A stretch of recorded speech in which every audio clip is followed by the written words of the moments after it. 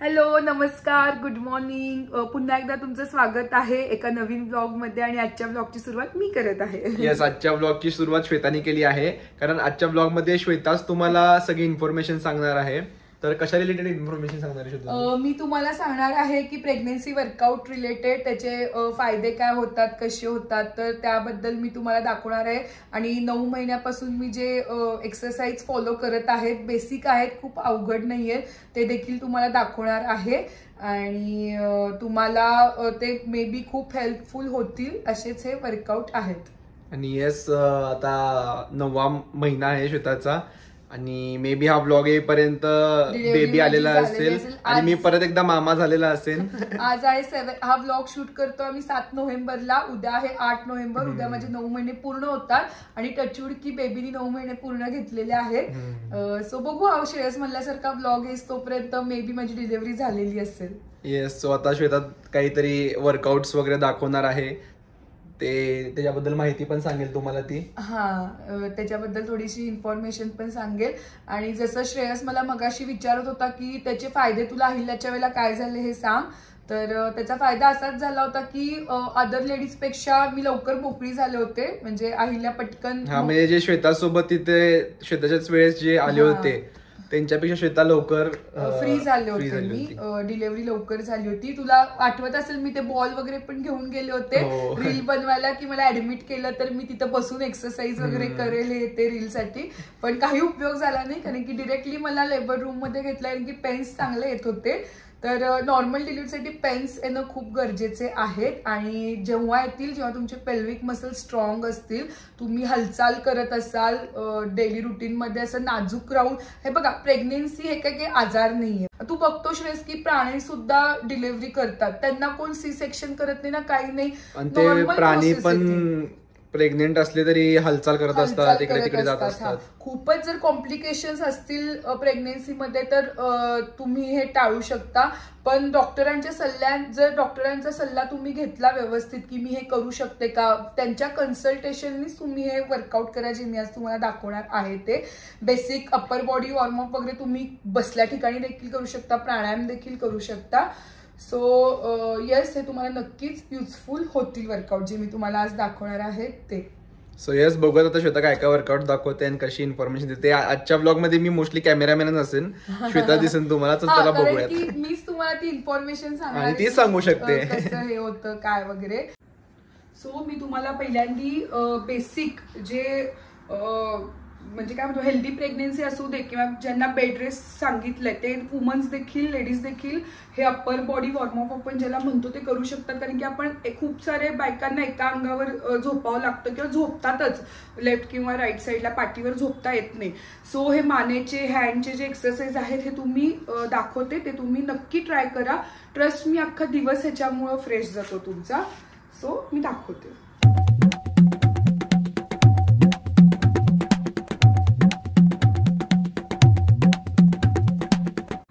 Warm up आहेत जे basic तुम्हाला योगाच्या किंवा एक्सरसाइजच्या आधी करावेच लागतात. कुठलं पण वर्कआउट करायच्या आधी हे स्ट्रेचेस करावेत. येस, करावेच लागते. मान वगैरे आपली अडकत नाही.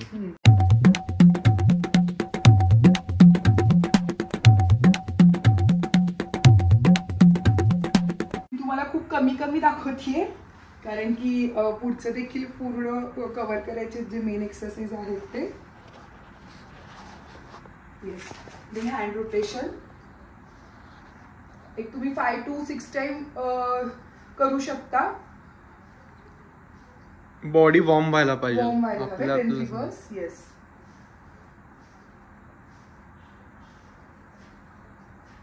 याच्यानंतर एक मी दाखवते जे मी देखील अनुभवलेलं आहे. ऑलरेडी वेट खूप वाढल्यामुळं अंगाला सूज आहे सगळ्या माझ्या, आणि त्या सूजमुळे माझे हे जे हाताचे तळवे म्हणा हे खूप दुखतात. खूप सारे ह्याचे हे जॉईंट्स म्हणा खूप दुखतात. तर त्यासाठी मी तुम्हाला वर्कआउट दाखवते. सगळ्यांनी नीट बघा. पहिल्यांदी आपण हे बघा, ह्या पद्धतीने स्ट्रेचिंग करणार आहोत. देन सेकंड हँड, जॉईंट्स खूप दुखतात त्यामुळं. Then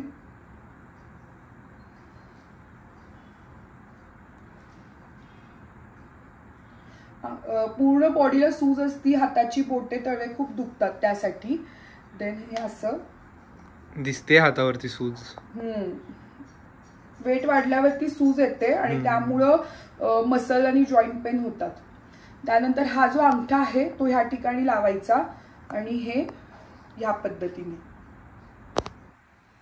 open and close movement करायच्या.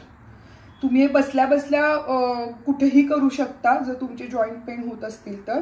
आणि देन हे रोटेशन, रिस्ट रोटेशन. हे खूप सारे बेसिक आहेत. मी त्याप्रमाणे तुम्हाला लेगचं पण दाखवेल की पायाचे पण बोट जॉईंट्स दुखतात त्यासाठी कसे. ओके. आणि हे ओपन क्लोज फास्ट देखील करू शकतो. हे पेल्विक मसल साठी खूप युजफुल आहे आणि गरजेचं देखील आहे. स्लोली करायचं. तुम्ही जे काही कराल ते एकदम स्लोली पेशन्सली करणं खूप गरजेचं. एकदम स्लोली, सावकाश. नाहीतर काय काय असतात धडपड करायला जातात. मी पण त्यातलीच आहे. पण जसं आई होतो तसं आपण जरा काळजीपूर्वक सगळं वागतोच. देन इम्पॉर्टंट म्हणजे हे जो भाग आहे एका अंगावर झोपून झोपून आपला खूप दुखतो तर त्यासाठी एक बेसिक स्ट्रेचिंग आहे.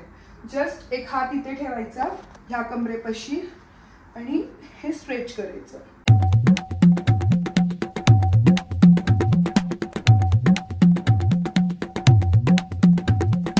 हा जो पोर्शन आहे एका अंगावर झोपून जो दुखतो लेडीजचा तर त्या ठिकाणी स्ट्रेचिंग व्हायला मदत होते. त्यानंतर हे पूर्ण बॅक काही नाही नुसतं स्ट्रेचिंग आहे. हे याच्याने काही पोटाला त्रास होत नाही. देन थोडंसं डिस्टन्स घ्यायचं जेवढं पॉसिबल आहे तेवढं आणि जेवढं तुम्ही रेग्युलर घेत असाल त्याच्यापेक्षा थोडंसं कमी. स्ट्रेचिंग जेवढं तुम्हाला हात लावता येईल. आता माझा 9वा महिना म्हणून माझं पूर्ण हात पायाला टेकत नाही. सो फक्त ह्या हाताकडे वरती नजर द्यायची. सेम ही सेम. पाय जे आहे हे नॉर्मल 1 देन साइडला 2 आणि देन बॅक 3.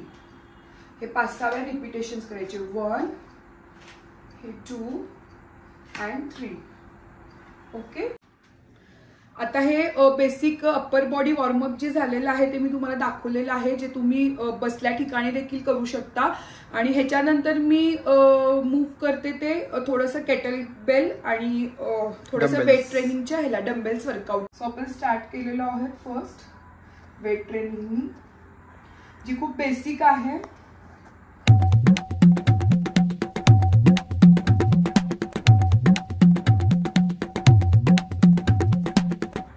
हे वेट ट्रेनिंग आधी घेतलेलं आहे केलेलं आहे भरपूर त्यामुळे मला सवय आहे. नव्याने काही करायला जाऊ नका एवढंच मी तुम्हाला सांगते. आणि डॉक्टरांना विचारून करा जे काही कराल ते.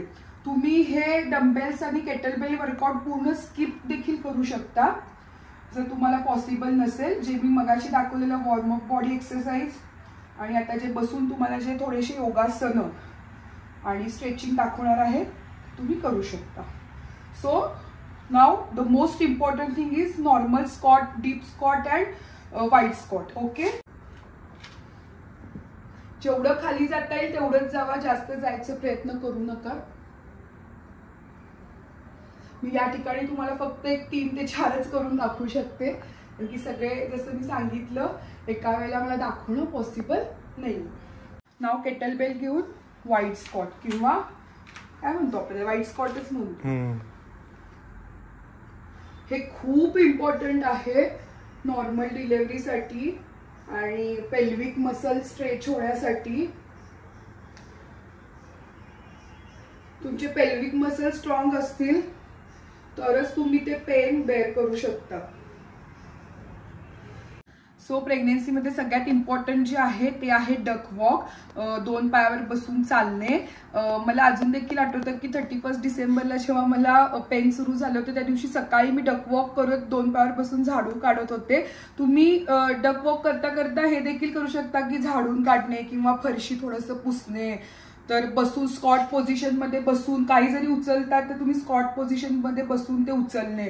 तर ह्या देखील डेली रुटीनच्या एक्सरसाइजेस झाल्या तुमच्या. तर हे तुम्ही एक्सरसाइज त्या कामामध्ये यूज करू शकता.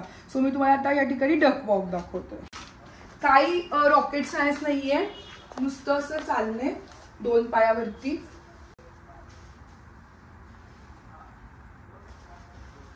हे झालं डकवर्क आणि असं तुम्ही झाडून देखील काढू शकता. उभारून वर्कआउट जे बेसिक आहेत मी ते तुम्हाला दाखवलेले आहेत. खूप हेवी वर्कआउट मी दाखवले नाही आहेत, बॉल एक्सरसाइज वगैरे जे मी करते अधून मधून आठवड्यातून 2 वेळा. आता मी तुम्हाला बसून स्ट्रेचिंग आणि योगाचे वर्कआउट दाखवते. जे मी मगाशी म्हणलं होतं की सूज आल्यामुळे जे जॉईंट्स दुखतात किंवा बोटं दुखतात, तसे हे पायाची बोटं देखील खूप दुखतात. तर त्याच्यासाठी हे एक्सरसाइज आहेत. फक्त हे स्ट्रेच करणं. पायाची बोटं पहिल्यांदी जेवढं स्ट्रेच करता येईल, जेवढं बॅक स्ट्रेच करता येईल, front stretch and back stretch. Then पूर्ण पाय stretch, front and back, front and back. Then पूर्ण पाय रोटेशन मध्ये गेला पाहिजे 5 times. Then 5 times reverse. Okay, मी या ठिकाणी 2-2, 3-3 वेळेस दाखवते. देन सेकंड लेग स्लोली करा स्ट्रेचिंग करताना. स्ट्रेचिंग कधी पण लक्षात ठेवा की हे स्लो असतं, एकदम बॉडी स्ट्रेट झाली पाहिजे असं असतं. ओके, एक पाय फ्रंट, एक पाय दुमडलेला आणि जस्ट साइड स्ट्रेच. 5 सेकंद काउंट करायचं. Then release. Then second side 5 second count, release. Then पूर्ण पाय स्ट्रेच. फक्त पायाच्या अंगठ्याला पकडा. Yes, release. सगळ्यात महत्वाचं पेल्विक मसल साठी सगळ्यांनाच माहिती आहे बटरफ्लाय एक्सरसाइज. ही एक्सरसाइज अहिल्या पण खूप मस्त करते. ती आता ती स्कूलला गेलीये, असले तिथं मधी छान तिचंही श्वेतासोबत ती पण केली असती वर्कआउट. झोपेतून उठलं तरी माझ्यासोबत येते सकाळी सुट्टीच्या दिवशी. मम्मा मी पण करू का एक्सरसाइज म्हणत. आणि काही नाही, 4-5 करते जाती परत पप्पावर गेली. Then stretch up and down. Okay, 5 to 6 repetition. ह्याच्यानंतर जे येतं मांडी घालायची. जसं आपण उभारून ताडासन केलं तसं हे बसून ताडासन आहे. खूप छान पाठीला स्ट्रेच होतं. मी तुम्हाला दाखवते. Slowly up. श्वास जो आहे जेवढं हँड वरती स्ट्रेच करता येईल तेवढं स्ट्रेच करा आणि श्वास त्या ठिकाणी रोखून धरा. सगळ्यात महत्वाची एक्सरसाइज आहे ती वज्रासन, जे की सगळ्यांनाच माहिती. खूप छान स्ट्रेच होतं पायाला. सूज असेल तर जॉईंट्स पण रिलीफ होतात. आणि प्रत्येक प्रेग्नेंट वुमननी जेवल्यानंतर एक 10 मिनिटं खूप जास्त होतील, एक 5 मिनिटं तरी वज्रासन मध्ये बसणं खूप गरजेचं आहे की जेणेकरून सगळं अन्न जे आहे ते पूर्ण डायजेस्ट व्हायला मदत होते. आणि काय म्हणतो आपण, पित्ताचा त्रास वगैरे तुम्हाला होत नाही की लगे आपल्याला खाल्लं की झोपायची सवय असते आणि होतं प्रेग्नेन्सीमध्ये असं. त्यामुळे 5 मिनिटं वज्रासन मध्ये बसून तुम्ही आरामात रिलॅक्स करू शकता. देन हनुमानासन. वज्रासन मधूनच एक पाय मी थोडीशी उंच आली, एक पाय असा ठेवलेला आहे आणि एक जसं एक राजा जसा एकदम बसतो ना ताट, तसं क्रॉस नजर आपण ठेवली पाहिजे अशी. पूर्वी बायका दळण वगैरे दळायच्या, सो त्यामुळं तुम्ही बघू शकता की खूप साऱ्या बायकांची ही नॉर्मल डिलिव्हरी होत होती, कारण की हे जे एक्सरसाइज ते करत होत्या घरी बसल्या, त्यामुळे त्यांना ते हेल्प होत होतं. तर आता आपण काही जात्यावरती दळण वगैरे दळू शकत नाही किंवा कोणीच दळत नाही इनफॅक्ट. सो त्यासाठी हे एक्सरसाइज आहे.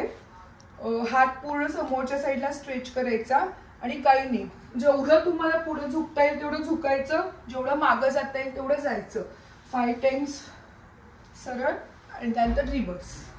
हात असा करायचा नाही किंवा असा करायचा नाही, आहे तसा स्ट्रेच करायचा. ओके, सो ह्या नेक्स्ट वर्कआउटचं नाव आहे नय्या चलाना. जसं आपण होडी हे करतो, चालवतो ते काठीनी, हे ते करत पुढे ढकलत असतो, त्या पद्धतीचेच हे आहे. जेवढं पॉसिबल असेल तेवढं तुम्ही पुढे झुका, जेवढं बॅक जातील तेवढं बॅक जावा. सो हे असं हात पहिल्यांदी front side, then reverse, hand movements म्हणजे तुम्ही बघा कुठेही मी असं दुमडत नाहीये, पूर्ण प्रॉपर अप अँड डाऊन होतो. ओके, हे 2 एक्सरसाइज जात्यावरती जे म्हणलं दळतो ती एक्सरसाइज आणि नैया चलाना, आणि अजून 2 आहेत ते दाखवते.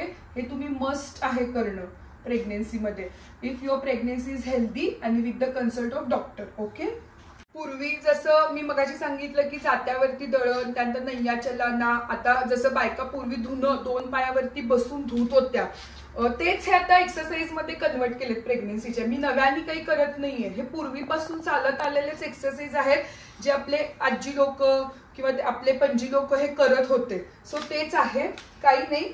स्क्वॉट पोझिशन मध्ये बसायचं, खाली हात वरती आणि जोरात हात पंजावरती आपटायचा, जसं आपण धुणं धुतो तसं.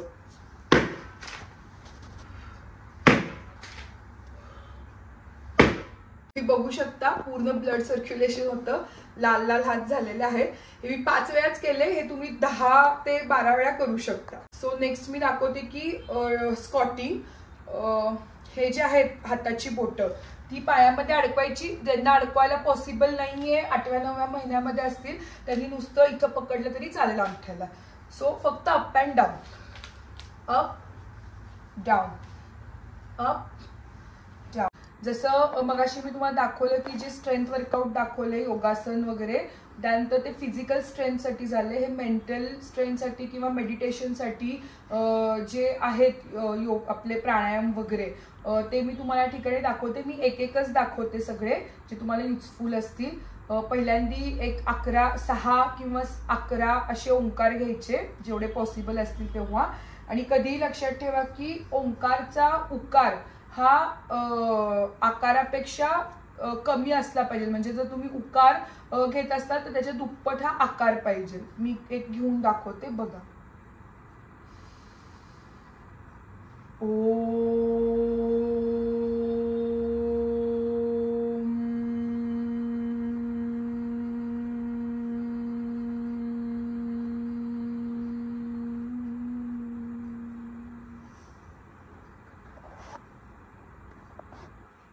तुम्ही बघितलं जसं मी एक हात फक्त उकार घेतला आणि 2 हात फिरून आकार घेतला, अशा पद्धतीने तुम्ही ओंकार घ्यायचे आहेत. सो यानंतर मी दाखवणार आहे की प्राणायाम जे सगळ्यांनाच माहिती आहे, फक्त हे बोटाचं यूज करून खूप जण करतात, तर आपल्या ज्यांना माहित नाही नव्याने करणार त्यांना कन्फ्युजिंग असतं. सो मी तुम्हाला हाताच्या ट्रिक्स वरून दाखवते जे मला गर्भसंस्कारमध्ये मॅडमनी शिकवलं होतं तसं. उजव्या साईडनी श्वास पहिल्यांदा घ्यायचा,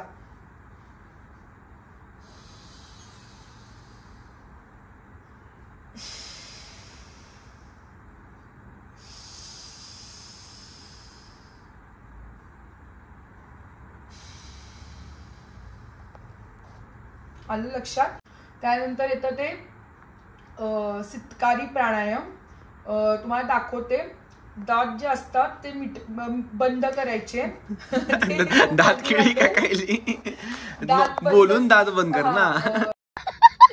मी तुम्हाला आधी सांगते, दात बंद करायचं, जीभ त्या दातांना चिटकवायची आणि असं जसं लिंबू वगैरे घाला आपण असं करतो त्या पद्धतीने करायचं. त्याच्याने काय होतं, इथे थंड पडतं आपल्याला. जेव्हा प्रेग्नेन्सीमध्ये पाणी आपल्याला जास्त पिऊ देत नाहीत, कळा येतात तेव्हा, नॉर्मल असू दे सीझर असू दे, तर तुम्ही हे तिथं करत राहिलात तर ते तुम्हाला इथं थंडावा मिळतो आणि पाणी खूप प्यायची गरज देखील भासत नाही. सो तुम्ही बघू शकता. एक हास्य, एक स्मित हास्य त्यावेळेला चेहऱ्यावरती ठेवायचं. तुम्ही बघा या ठिकाणी.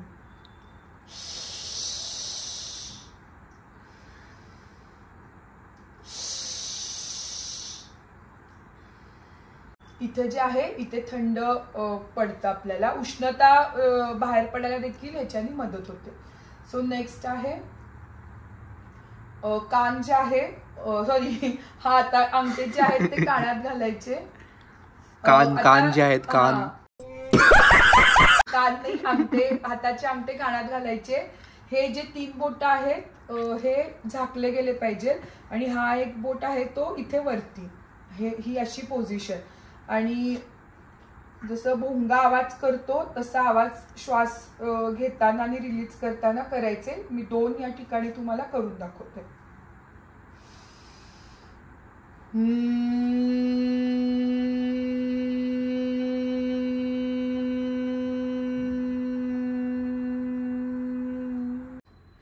मी तुम्हाला एक मेंटल स्टॅबिलिटीसाठी किंवा मेडिटेशनसाठी प्राणायाम दाखवलेले आहेत. हे कुणीही करू शकतं. ह्याच्यासाठी काय हेल्दी किंवा ट्रीटमेंट घेऊन असलेली प्रेग्नेन्सी जरी असली तरी तुम्ही हे करू शकता प्राणायाम वगैरे. जे मी फिजिकल स्ट्रेंथ वर्कआउट दाखवले, योगा दाखवले, मगाशी ते जे दाखवलं ते तुम्हाला एवढं सांगते की तुमच्या डॉक्टरच्या सल्ल्यानेच तुम्ही ते करा. डॉक्टरांना कन्सल्ट करा, त्यांना विचारा, त्यांना सांगा आणि मगच तुम्ही ते एक्सरसाइज करा. आणि हे प्राणायाम वगैरे तुम्ही बसल्या ठिकाणी गादीवर बसून बेडरेस्ट जरी सांगितलेलं असेल तरी तुम्ही हे करू शकता प्राणायाम वगैरे. मी 6 ओंकार घेते, 7 घेते, कधी 11, तुम्ही 21 घ्या. जसं तुमची ब्रीद इन ब्रीद आउट जे म्हणतो आपण की नॉर्मल डिलिव्हरीसाठी जे खूप उपयोगी पडतं, ब्रीद इन ब्रीद आउट, श्वास घेणे श्वास सोडणे, हे खूप युजफुल आहे. तर त्याच्यासाठी ओंकार आणि प्राणायाम करणं खूप गरजेचं आहे. श्वास म्हणजे जे तुम्हाला ऑक्सिजन मिळतं बाळापर्यंत जातं ते फ्रेश एअरमध्ये करा. घरात कंटाळत असेल तर बाहेर एखाद्या गार्डनमध्ये जाऊन तुम्ही हे करा. सो हे मी तुम्हाला माझे जे नॉर्मल प्रेग्नेन्सी वर्कआउट एक्सरसाइज प्राणायाम आहेत ते दाखवले. मी हे सगळं एका दिवशी करत नाही. रोज माझं शेड्यूल असतं की आज संध्याकाळच्या वेळेला प्राणायाम, सकाळच्या वेळेला अप्पर बॉडी एक्सरसाइज, संध्याकाळी लोअर बॉडी एक्सरसाइज, देन योगासन. हे मी टप्प्याटप्प्याने करत असते, लोड घेऊन अजिबात करत नाही. आज तुम्हाला दाखवायचं होतं त्यामुळे मी बरेचसे एक्सरसाइज तरी स्किप केले जे खूप हेवी होते. त्यामुळं तुम्ही हे नॉर्मली जे करू शकतात ते मी तुम्हाला दाखवले. सो आय होप तुम्हाला हा थोडंफार याच्यातून इन्फॉर्मेशन मिळेल आणि तुमच्या प्रेग्नेन्सीसाठी, हेल्दी प्रेग्नेन्सीसाठी, नॉर्मल डिलिव्हरीसाठी तुम्हाला उपयोगी पडेल. जसं की तुम्ही आता बघितलं, श्वेताने खूप छान इन्फॉर्मेशन दिलेली आहे, वर्कआउट पण करून दाखवलेला आहे मस्त तुम्हाला. तर आय होप तुम्हाला हा ब्लॉग आवडला असेल. आणि मेन म्हणजे श्वेताने जसं सांगितलं, डॉक्टरांचं, तुमचे जे डॉक्टर असतील त्यांना त्यांचा सल्ला घेऊनच तुम्ही हे सगळे एक्सरसाइज वगैरे वर्कआउट करा. येस, डॉक्टरांच्या सल्ल्याशिवाय कुठलेही एक्सरसाइज करायला जाऊ नका. प्राणायाम वगैरे तुम्ही करू शकता. आणि ज्यांना गर्भसंस्कारचं इन्फॉर्मेशन हवे असतील त्यांनी मला श्रेयसच्या कमेंट बॉक्समध्ये कमेंट करा. मी नक्कीच त्यांचा नंबर तुम्हाला शेअर करीन. सो येस, हा ब्लॉग आवडला असेल तर नाही, आजच्या ब्लॉगची सुरुवात जसं श्वेताने केली होती तसं एंड पण श्वेतालाच करायला सांगतो मी.